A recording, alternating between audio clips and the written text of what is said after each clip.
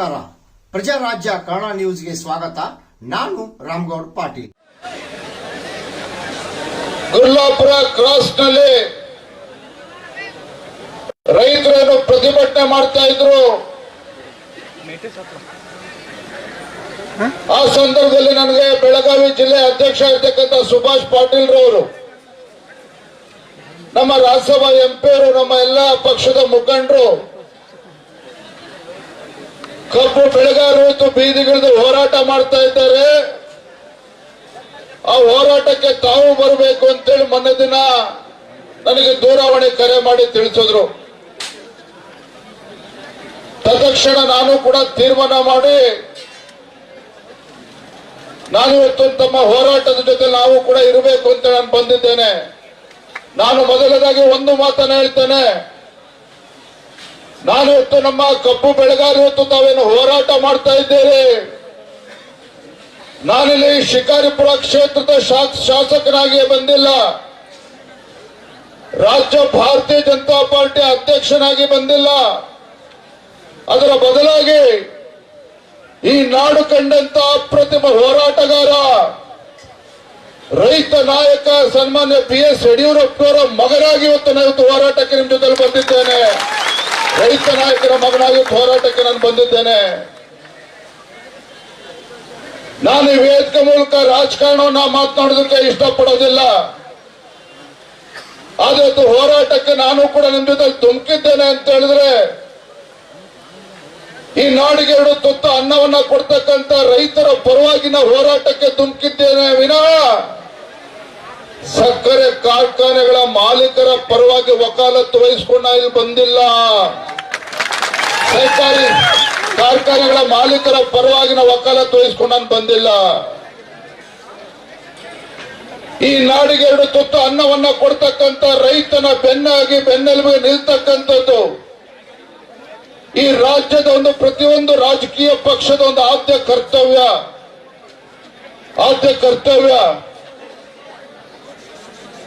ಕಳೆದ 6 ದಿನಗಳಿಂದ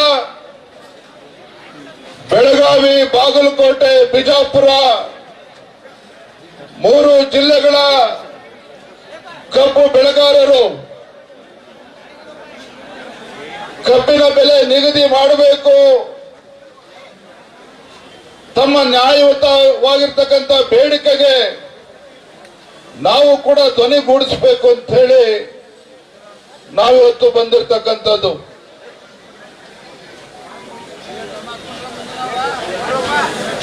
ಸ್ವಾಭಿಮಾನಕ್ಕೆ ಮತ್ತೊಂದು ಹೆಸರು ರೈತ. ರೈತನ ಸ್ವಾಭಿಮಾನಕ್ಕೆ ಧಕ್ಕೆ ಬಂದಾಗ ಯಾವುದೇ ರಾಜ್ಯ ಸರ್ಕಾರ ಇರ್ಬೋದು, ಎಷ್ಟೇ ಎತ್ತರ ಸ್ಥಾನದಲ್ಲಿರ್ಬೋದು, ಆ ರೈತನ ಕಣ್ಣಲ್ಲಿ ನೀರು ತರಿಸ್ತಕ್ಕಂಥ ಕೆಲಸವನ್ನ ಮಾಡಿದ್ರೆ ಆ ಭಗವಂತ ನಮಗೆ ಒಳ್ಳೇದು ಮಾಡೋದಕ್ಕೆ ಸಾಧ್ಯ ಇಲ್ಲ.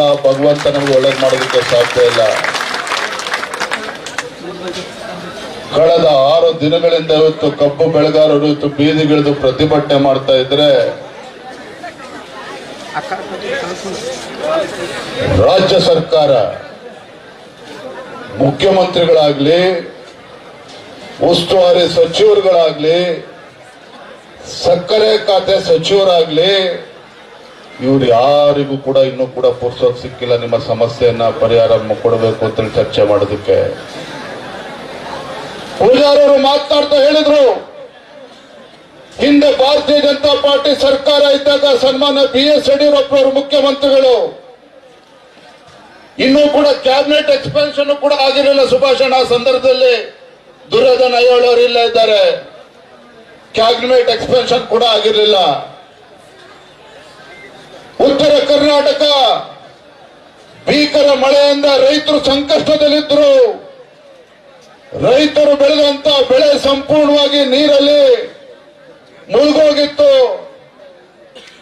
ಏನಪ್ಪ ಇದು, ಬೆಳೆದಂತ ಬೆಳೆ ಕೈಗೆ ಬಂದಂತ ತುತ್ತು ಬಾಯಿಗೆ ಬರಲಿಲ್ಲ ಅಂತ ಹೇಳಿ ರೈತರು ತಲೆ ಮೇಲೆ ಕೈ ಹೊತ್ಕೊಂಡು ಕೂತಂತ ಸಂದರ್ಭದಲ್ಲಿ ನಿಮ್ಮ ಮುಖ್ಯಮಂತ್ರಿಗಳು ಯಡಿಯೂರಪ್ಪನವರು, ಅಂದಿನ ಮುಖ್ಯಮಂತ್ರಿಗಳು, ಏಕಾಂಗಿಯಾಗಿದ್ರು ಸಹ ಬೆಳಗಾವಿ ಜಿಲ್ಲೆಗೆ ಬಂದ್ರು, ಚಿಕ್ಕೋಡಿಗೆ ಬಂದ್ರು, ರಾಯಚೂರು, ಕೊಪ್ಪಳ ಎಲ್ಲ ಜಿಲ್ಲೆಗಳಿಗೂ ಕೂಡ ಬಂದ್ರು.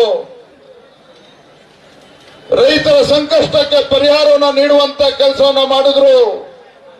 ಕೇಂದ್ರ ಸರ್ಕಾರ ಪರಿಹಾರ ಕೊಡ್ಲಿ ಅಂತೇಳಿ ಕಾಯ್ಕೊಂಡು ಕೂರ್ಲಿಲ್ಲ.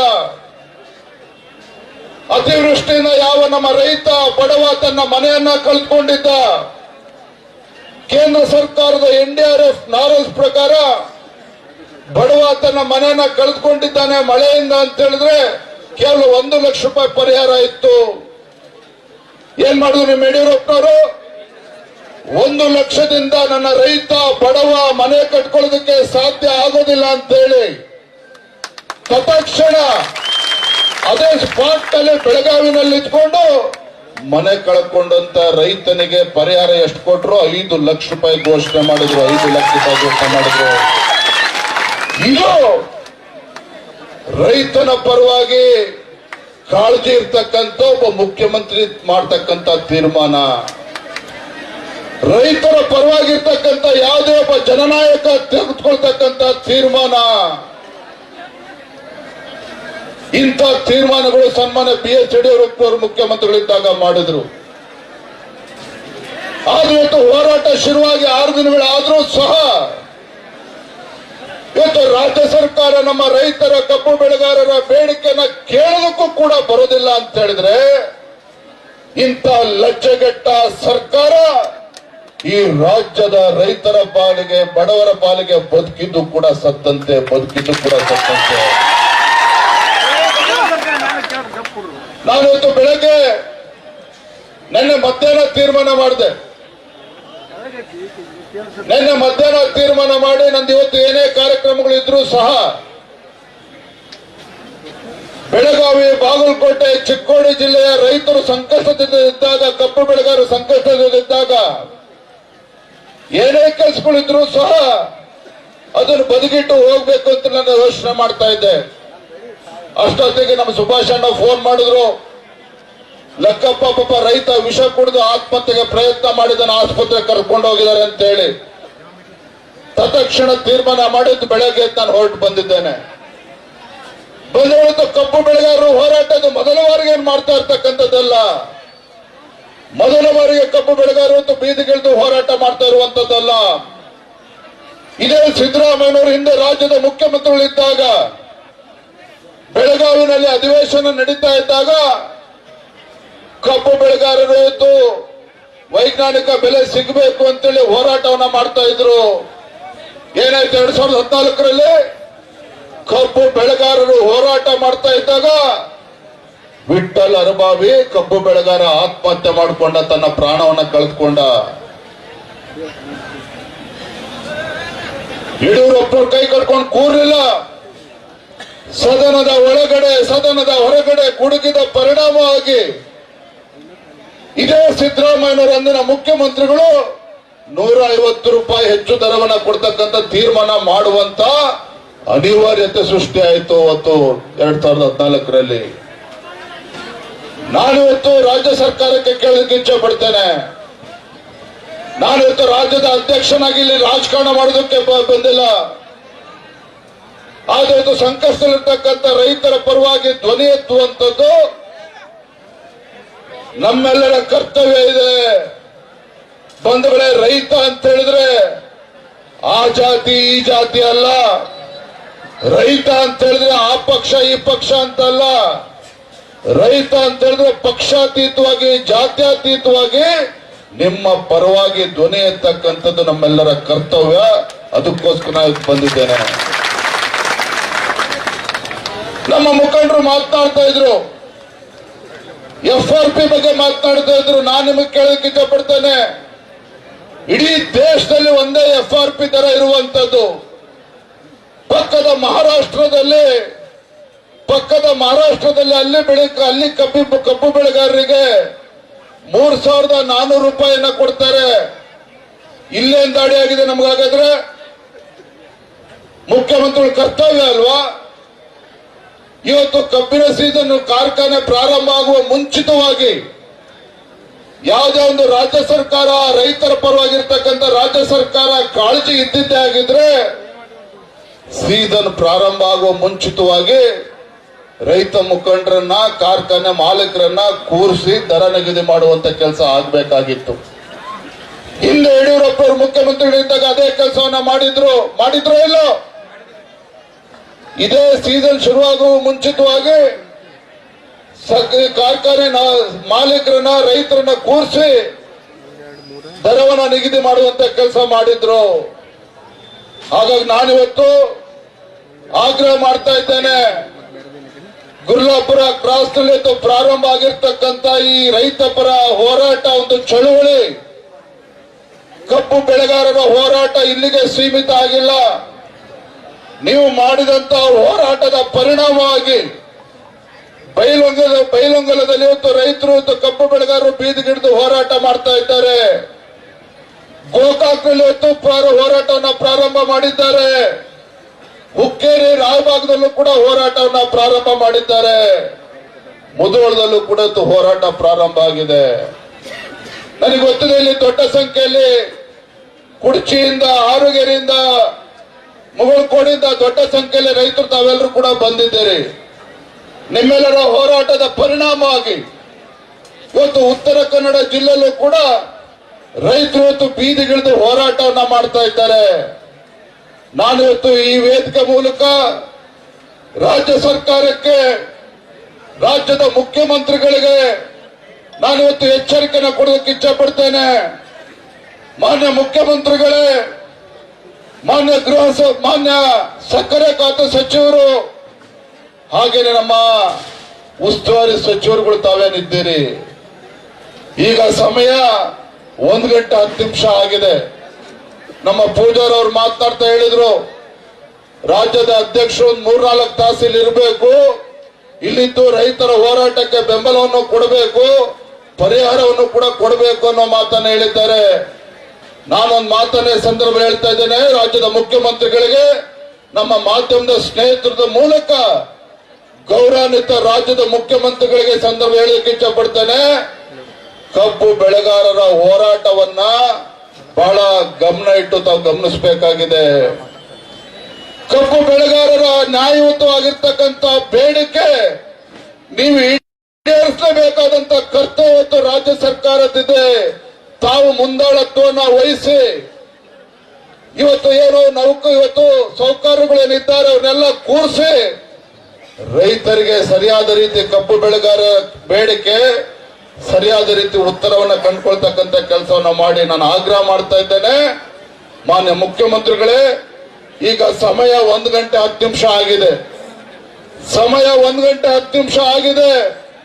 ಸಂಜೆ 5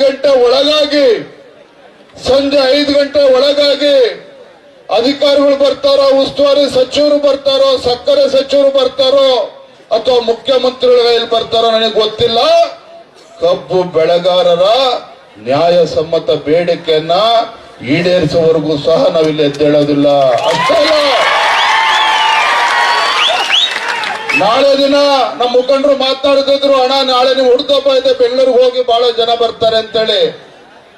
ರೈತರು ಬೀದಿಗಿಳಿದು ಹೋರಾಟ ಮಾಡ್ತಾ ಇರುವಾಗ, ಕಬ್ಬು ಬೆಳೆಗಾರರು ಬೀದಿಗಿಳಿದು ಹೋರಾಟ ಮಾಡುವಾಗ ನಿಮ್ಮ ವಿಜಯೇಂದ್ರ ಬೆಂಗಳೂರಲ್ಲಿ ಕುತ್ಕೊಂಡು ಹುಟ್ಟುಹಬ್ಬ ಆಚರಣೆ ಮಾಡುವಂತ ಪ್ರಶ್ನೆ ಇಲ್ಲ. ನಾನು ಕೂಡ ಇಲ್ಲೇ ಇರ್ತೇನೆ. ನಾಳೆನೂ ಕೂಡ ನಮ್ಮ ಕಬ್ಬು ಬೆಳೆಗಾರರು ಹೋರಾಟಗಾರರು ತಾವೇನಿದ್ದೀರಿ, ನಾಳೆನೂ ಕೂಡ ಇಲ್ಲಿ ಇದ್ದು ನಮ್ಮ ರೈತರ ಸಮಸ್ಯೆಗೆ ಪರಿಹಾರ ಸಿಗಬೇಕು. ಆ ನಿಟ್ಟಲ್ಲಿ ನಾಳೆನೂ ಕೂಡ ಮುಖ್ಯದಲ್ಲಿರ್ತೇನೆ. ನೀವು ಯಾವುದಕ್ಕೂ ಕೂಡ ನಾ ಒಂದ್ ಮಾತನ್ನು ಹೇಳ್ತೇನೆ, ಮತ್ತೊಮ್ಮೆ ನಾನು ಮತ್ತೆ ಹೇಳ್ತೇನೆ, ನಾನು ಯಡಿಯೂರಪ್ಪವ್ರ ಮಗ ಆಗಿ ಬಂದಿದ್ದೇನೆ. ಇಲ್ಲೇನೋ ನಿಮ್ ಚಪ್ಪಾಳೆ ಗಿಟ್ಟಿಸ್ಕೊಂಡು ಶಬಾಷ್ಗಿರಿ ತೆಗೆದುಕೊಂಡು ಹೋಗಕ್ ನಾನು ಬಂದಿಲ್ಲ. ಇವತ್ತು ಯಡಿಯೂರಪ್ಪ ಗುಡುಗಿದರೆ ವಿಧಾನಸೌಧ ನಡುಗುವುದು ಅಂತ ಹೇಳ್ತಾ ಇದ್ರು. ಯಡಿಯೂರಪ್ಪ ಗುಡುಗಿದರೆ ವಿಧಾನಸೌಧ ನಡುಗುವುದು ಅಂತ ಹೇಳ್ತಾ ಇದ್ರು. ಆದ್ರೂ ಇವತ್ತು ಹೇಳ್ತಾ ಇದ್ದೇನೆ, ಇವತ್ತು ಬೀದಿಗಿಳಿದು ನಮ್ಮ ಕಬ್ಬು ಬೆಳೆಗಾರರೇನು ಹೋರಾಟ ಮಾಡ್ತಾ ಇದ್ದಾರೆ. ಈ ಹೋರಾಟದ ಕಿಚ್ಚು ಇಲ್ಲಿಗೆ ಆರಿಸ್ತಕ್ಕಂಥ ಕೆಲಸವನ್ನ ರಾಜ್ಯ ಸರ್ಕಾರ ಮಾಡಲಿಲ್ಲ ಅಂತ ಹೇಳಿದ್ರೆ ಇಡೀ ರಾಜ್ಯಕ್ಕೆ, ಈ ರೈತರ ಕಿಚ್ಚು ಇಡೀ ರಾಜ್ಯಕ್ಕೆ ಹರಡ್ತದೆ. ಅದಕ್ಕೆ ಮುಂಚಿತವಾಗಿ ರಾಜ್ಯ ಸರ್ಕಾರ ಎಚ್ಚೆತ್ತುಕೊಳ್ಬೇಕು ಅನ್ನೋ ಆಗ್ರಹವನ್ನ ಈ ಸಂದರ್ಭದಲ್ಲಿ ಮಾಡ್ತಾ, ನಿಮ್ಮ ಹೋರಾಟ ಇವತ್ತು ನ್ಯಾಯಬದ್ಧವಾಗಿದೆ. ನಿಮ್ಮ ಹೋರಾಟಕ್ಕೆ ಜಯ ಸಿಕ್ಕೇ ಸಿಗ್ತದೆ, ಯಾರು ಕೂಡ ಅಂಜುವಂತ ಪ್ರಶ್ನೆ ಇಲ್ಲ ಅನ್ನೋ ಮಾತನ್ನ ಈ ಸಂದರ್ಭದಲ್ಲಿ ಹೇಳ್ತಾ, ಇವತ್ತು ನಾನು ಕೂಡ ಸಂಜೆ 5 ಗಂಟೆ ತನಕ ಗಡುವನ್ನ ನೀಡಿದ್ದೇನೆ. ಮತ್ತೊಮ್ಮೆ ಹೇಳ್ತೇನೆ, ಉಸ್ತುವಾರಿ ಸಚಿವರಲ್ಲಿ ಇವತ್ತು ರೈತರು ಇವತ್ತು ಯಾವುದೇ ಅಹಂಕಾರ ಇಲ್ಲ, ರೈತರು ಯಾವುದೇ ಸೊಕ್ಕಿನಿಂದ ಇವತ್ತು ಇಲ್ಲಿ ಕೂತಿರ್ತಕ್ಕಂಥದ್ದಲ್ಲ. ರೈತರು ತಮ್ಮ ಹೊಟ್ಟೆ ಪಾಡು, ಇವತ್ತು ಸಾಹುಕಾರರು ಒಳ್ಳೆ ಆರಾಮಾಗಿರ್ಲಿ, ನಮ್ದೇನು ತಕರಾರಿಲ್ಲ, ಆದ್ರೆ ಅವ್ರು ಆರಾಮಾಗಿರ್ಬೇಕು ಅಂತೇಳಿ ನಮ್ಮ ರೈತರು ಕೂಡ ಆರಾಮಾಗಿರ್ಬೇಕು. ಅವರು ಕೂಡ 2 ತುತ್ತು ಅನ್ನವನ್ನ ನೆಮ್ಮದಿಯಿಂದ ತಿನ್ನುವಂತ ದಿನಗಳು ಬರಬೇಕು. ಹಾಗಾಗಿ ಮತ್ತೊಮ್ಮೆ ಹೇಳ್ತಾನೆ, ಸಂಜೆ 5 ಗಂಟೆ ಒಳಗಾಗಿ ಸರ್ಕಾರ ಯಾವ್ದಾದ್ರು ಒಂದು ತೀರ್ಮಾನಕ್ಕೆ ಬರಬೇಕಾಗ್ತದೆ. ಇಲ್ಲ ನಾಳೆನೂ ಕೂಡ ನಿಮ್ ಜೊತೆ ಹೋರಾಟದಲ್ಲಿ ಇರ್ತೇನೆ ಅನ್ನೋ ಮಾತನ್ನ ಸಂದರ್ಭ ಹೇಳ್ತಾ, ನಮ್ಮ ಹೋರಾಟಕ್ಕೆ ಜಯವಾಗಲಿ ಅಂತ ಹೇಳಿ ನನ್ನ ಮಾತನ್ನು ಮುಗಿಸ್ತಾ ಇದ್ದೇನೆ. ಬಲೋ ಭಾರತ್ ಮಾತಾ ಕಿ, ಬಲೋ ಭಾರತ್ ಮಾತಾ ಕಿ. ರೈತ ಪರ ಹೋರಾಟಕ್ಕೆ, ರೈತ ಪರ ಹೋರಾಟಕ್ಕೆ, ಕಬ್ಬು ಬೆಳೆಗಾರರ ಹೋರಾಟಕ್ಕೆ, ಕಬ್ಬು ಬೆಳೆಗಾರರ ಹೋರಾಟಕ್ಕೆ. ನಮಸ್ಕಾರ. ಬಹಳ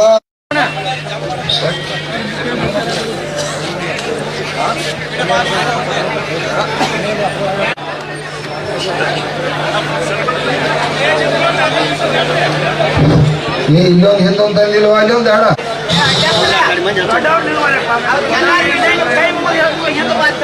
ಏನಾಗತ್ತೆ? ಹಾ, ಎಲ್ಲರಿಗೂ ಡೈರೆಕ್ಷನ್ ಕೊಡಿ.